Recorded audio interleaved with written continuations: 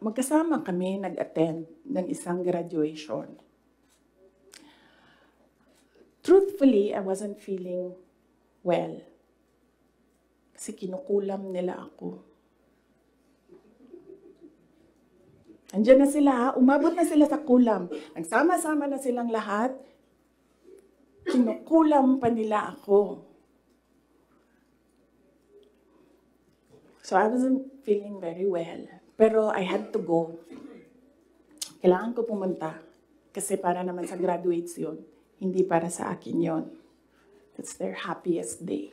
So nagsama kami.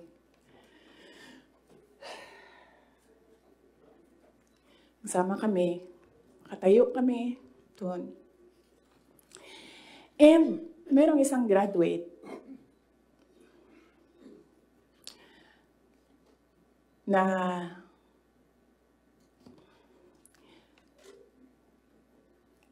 alam nyo, para sa akin, there was some sort of inappropriateness sa ginawa ng bata. Pero bata ito eh. So ikaw din, meron ka din dapat sana sigurong pag-intindi kung saan nanggagaling yung bata. And ang reaction mo, ang response mo, should be so that the child will learn a lesson. So meron isang graduate. Sabi nung graduate, Mr. President, can I have your watch as a graduation gift?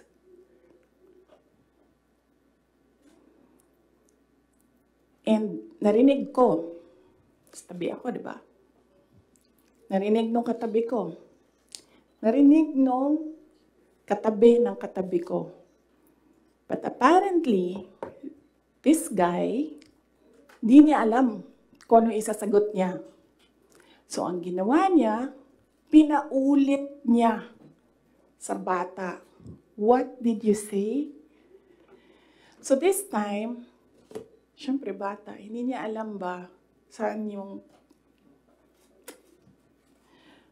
inulit ng bata, louder this time.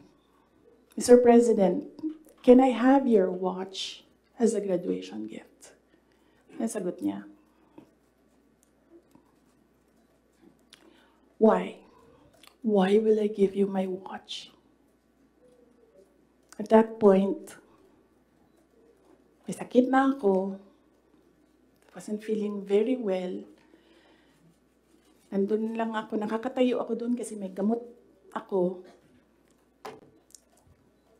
Gusto ko tanggalin yung ulo niya ba?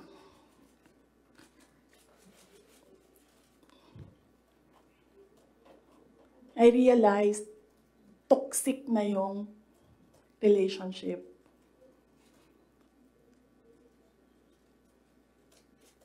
And it did not help na itong dalawang katabi ko, tumawa pa. Pinagtawanan pa nila yung bata. And I saw the humiliation sa face ng bata. I wanted to help him. Gusto ko sabihin sa kanya, itong relo ko na lang, relo ito ng Vice President, ito relo ng Presidente, pero I hope this will do. And then I realized na baka mas lalong mapahiya yung bata if I do that. So I just imagined myself cutting his head. Gusto ko, ganun din ang gusto ko gawin doon sa mga katabi ko. So na-realize ko, toxic na ito.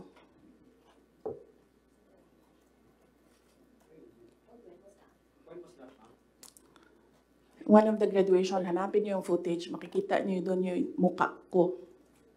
Tsaka mukha niya. I-lip read niyo yung sinasabi niya. Why? Hanapin niyo yung footage, ma'am. Magtrabaho kayo konti, mag-research kayo.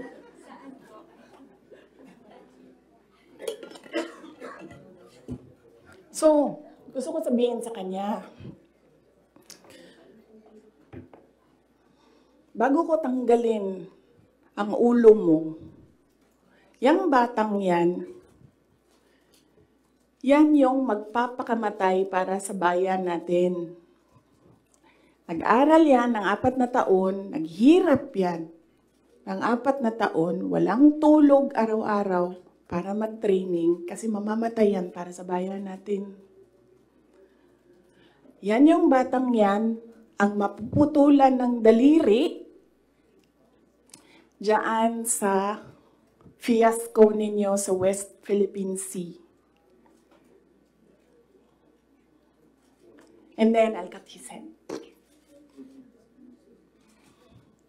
So doon, na-realize ko, toxic na, di ba? Ganyan na yung imagination mo. Ang imagination mo, sinasakal mo na yung tao. And then I said, this is over.